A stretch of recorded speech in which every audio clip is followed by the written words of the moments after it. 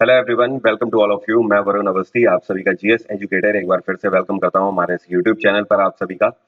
So guys, आप सभी की रिक्वेस्ट पर मैंने इस वीडियो को बनाया हुआ है। अमेंडमेंट में आप लोगों को काफी कंफ्यूजन हो रहा था, तो इस वीडियो में मैं आपको रीसेंट अमेंडमेंट्स बताने वाला हूं कि हमारे कॉन्स्टिट्यूशन में क्या-क्या अभी हाल ही में अमेंडमेंट्स हुए हैं। ये जो अमेंडमेंट है, ये आपके एग्जाम्स के पॉइंट ऑफ व्यू से भी बहुत ज्यादा इंपॉर्टेंट है।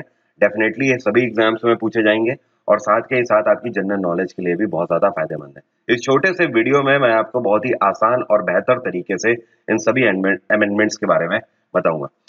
देखो स्टूडेंट, सबसे पहले तो आपको ध्यान रखना है कि अमेंडमेंट्स हमारे कितने तरीके के होते हैं। दो तरीके के अमेंडमेंट बस होते हैं हमारे संविधान के हिसाब से।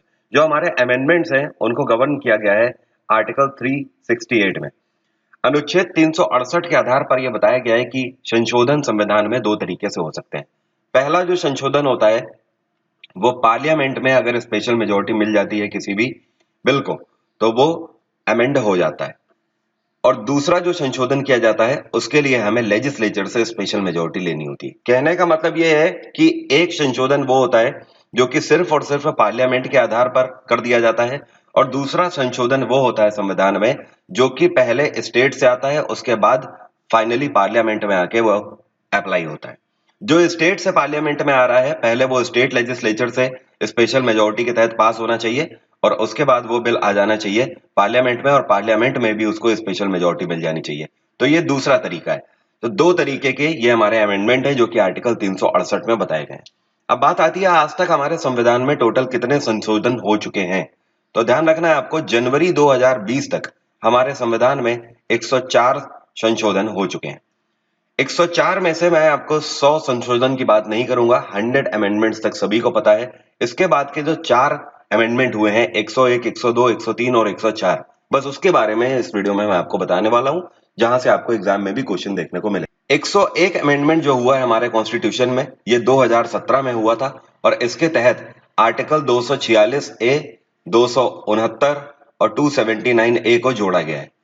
कौन सा आर्टिकल डिलीट किया गया है? तो ध्यान रखिएगा, 268 ए को डिलीट कर दिया गया। अब ये था क्या? This was GST. इसी के तहत जीएसटी को लाया गया था। तो आपको ध्यान रखना है, आपसे क्वेश्चन पूछेगा कि जीएसटी के तहत कौन सा संशोधन हुआ है संविधान में। तो आपको ध्यान रखना है 101 अमेंडमेंट हुआ है कॉन्स्टिट्यूशन में, 101। ठीक है, ऐसे भी याद रख सकते हो कि जीएसटी मतलब पैसे का लेन देन है, सीधी सी बात है। तो 101 रुपए दक्षिणा के रूप में आप ध्यान रख सकते हो। 101 अमेंडमेंट हुआ कॉन्स्टिट्यूशन में जीएसटी के तहत। क्वेश्चन आपसे ये भी पूछ सकता है कौन से ईयर में हुआ। इसके बाद जो 102nd अमेंडमेंट हुआ है, यह आपका अगले साल 2018 में हुआ है। देखो 101, 102, 103 और 104, ये चारों अमेंडमेंट आपके किस तरीके से हुए हैं? 2017, 2018, 2019 और 2020। ठीक है, तो ये जो 102 अमेंडमेंट हुआ है हमारे कॉन्स्टिट्यूशन में, इसके तहत आर्टिकल 338 बी, 342 ए को जोड़ दिया गया है क्लॉज 26 सी में। ठीक है, इसके तहत ध्यान रखिएगा हुआ क्या है कि जो national commission for backward classes है, इसको संवैधानिक बना दिया गया है। संवैधानिक निकाय तो आप लोग जानते ही हो, जिसको कॉन्स्टिट्यूशनल बॉडीज बोलते हैं। ठीक है, तो कॉन्स्टिट्यूशनल बॉडीज के तहत इसको संवैधानिक निकाय में जोड़ दिया गया है, national commission for backward classes को। ये बताने की ज्यादा जरूरत नहीं है कि ऐसा क्यों किया गया, क्योंकि बैकवर्ड क्लासेस के लिए जो बेहतर सर्विसेज हैं उनको और ज्यादा बेहतर बनाया जा सके, इसी वजह से उसको संवैधानिक निकाय में ला दिया गया है संशोधन 102 के तहत। इसके बाद जो संशोधन 103 किया गया है, 103 अमेंडमेंट, वो 2019 में पिछले साल किया गया है। ये जो संशोधन किया गया है, इसके तहत आर्टिकल 15 में क्लॉज 6 जोड़ दिया गया है और आर्टिकल 16 दोनों में क्लॉज 6 जोड़ दिया गया है। हम सभी को यह पता ही है कि आर्टिकल 15 और आर्टिकल 16 ये हमारे फंडामेंटल राइट में आते हैं और राइट टू इक्वलिटी के तहत आते हैं। राइट टू इक्वलिटी में आर्टिकल 14 से लेकर 18 तक बताए गए हैं, लेकिन जो आर्टिकल 15 है ये हमें बताता है prohibition of discrimination on the basis of race, caste, gender and all that. ठीक है, इसी तरीके से जो आर्टिकल 16 है ये हमें बताता है इक्वालिटी ऑफ एम्प्लॉयमेंट अपॉर्चुनिटी के बारे में, कि सभी को एक ही समान रूप से एम्प्लॉयमेंट की अपॉर्चुनिटी होनी चाहिए। तो दोनों को यहां पर अमेंड करने की जरूरत पड़ी है। क्यों जरूरत पड़ी है? क्योंकि पिछले साल ईडब्ल्यूएस लाया गया था। ईडब्ल्यूएस के लिए इकोनॉमिकली वीकर सेक्शंस के लिए 10% रिजर्वेशन का जो प्रावधान लाया गया है, तो उसके तहत समानता के अधिकार को डेफिनेटली संशोधित करना पड़ा। तो आर्टिकल 15 को पहले संशोधित किया गया क्लॉज 6 में, और उसके बाद आर्टिकल 16 को, क्योंकि अपॉर्चुनिटी वाली बात है ना, नौकरी में इसकी बात पड़ रही है, जाहिर सी बात है आपके एम्प्लॉयमेंट के लिए ये 10% रिजर्वेशन दिया गया है, तो इस वजह से आर्टिकल 16 को भी अमेंड कर दिया गया। तो ध्यान रखिएगा, यह हमारा संविधान में संशोधन 103 था। इसके बाद अभी हाल ही में पिछले ही महीने 25 जनवरी 2020 को 104 अमेंडमेंट होता है हमारे संविधान में।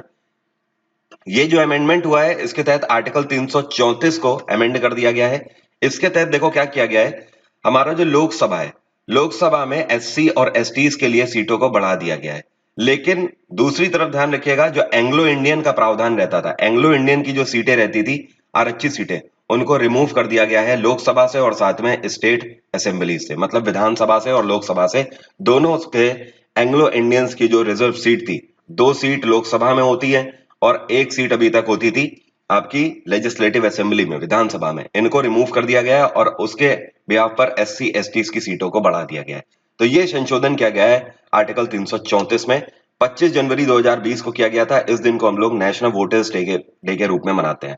तो गाइस, यहाँ पर ये 4 अमेंडमेंट आपको ध्यान रखने हैं, चारों के ईयर ध्यान रखने हैं और क्या क्या संशोधित किया गया है। उम्मीद करता हूँ वीडियो आपको पसंद आया होगा। वीडियो को लाइक कर दें, वीडियो को ज्यादा से ज्यादा आप लोग शेयर करें, चैनल को सब्सक्राइब नहीं किया है तो बेल आइकन प्रेस कर दें और सब्सक्राइब कर लें। साथ ही में अनअकैडमी पर मैं एक नया क्रैश कोर्स जीएस का लेकर आ रहा हूं। अगर आप सभी को वो जीएस क्रैश कोर्स अटेंड करना है मेरे साथ, तो ये है मेरा रेफरल कोड वरुण 777। इसका अगर आप यूज करेंगे अनअकैडमी पर किसी भी कोर्स के लिए या फिर किसी भी सब्सक्रिप्शन के लिए, तो आपको मैक्सिमम डिस्काउंट मिल जाएगा। जितना भी डिस्काउंट चल रहा होगा उसके ऊपर 10% एक्स्ट्रा डिस्काउंट आपको अनअकैडमी पर मिल जाएगा। Thank you so much, have a nice day, take care, bye bye.